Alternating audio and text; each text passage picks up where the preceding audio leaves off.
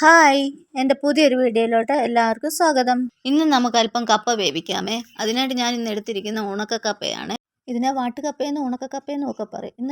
എനിക്ക് കിട്ടിയിരിക്കുന്ന വാട്ടുകപ്പ ഇങ്ങനെയാണ്. ഇതിൻ്റെ തൊലിയെല്ലാം കളഞ്ഞ ടൈപ്പാണ്. ഇത് നമുക്ക് അല്പം വെള്ളമൊഴിച്ച് കുതിരാനായിട്ട് വയ്ക്കുക.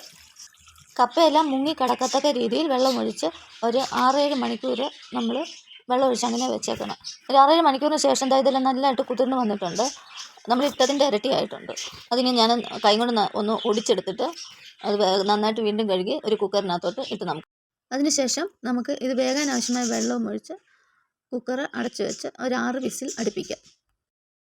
ഇനി ഇതിൻ്റെ അരപ്പിന് വേണ്ടി അരമുറി തേങ്ങ, ഒരു കുടം വെളുത്തുള്ളി, 4-5 പച്ചമുളക്, അല്പം മഞ്ഞൾപ്പൊടി, സ്വല്പം കരിയാപ്പില ഇതെല്ലാം കൂടി ഇട്ടൊന്ന് ചതച്ചുകൊണ്ട് വരും. ഒരു 6 വിസിലടിച്ച് തണുത്തതിന് ശേഷം നമുക്കൊന്ന് തുറന്ന് നോക്കാം. ഇതെല്ലാം നന്നായി വെന്ത് വന്നിട്ടുണ്ട്. കൈ കൊണ്ടൊന്ന് ഞെക്കി നോക്കിയപ്പോൾ നന്നായിട്ട് ഉടഞ്ഞു. അപ്പം വെന്തൊന്ന് മനസ്സിലാക്കുക. ഇനി നമുക്ക് വെള്ളം എല്ലാം ഊറ്റി കളഞ്ഞിട്ട് നമ്മൾ അരച്ചുകൊണ്ട് വന്ന ഈ അരപ്പില്ലേ അതും കൂടെ അതിനകത്തോട്ട് ഇട്ട് കൊടുക്കാമേ. അതിനുശേഷം നമുക്ക് മിക്സിയുടെ ജാർ കഴുകി കുറച്ച് വെള്ളം, ഈ കപ്പയ്ക്ക് ആവശ്യമായ ഉപ്പ് എല്ലാം കൂടി ഇട്ടിട്ട് അരപ്പിൻ്റെ മേളിലോട്ട് കുറച്ച് കപ്പയും കൂടി എടുത്തിട്ടിട്ട് നമുക്കതൊന്ന് അടുപ്പത്തോട്ട് വെച്ച് കൊടുക്കുക.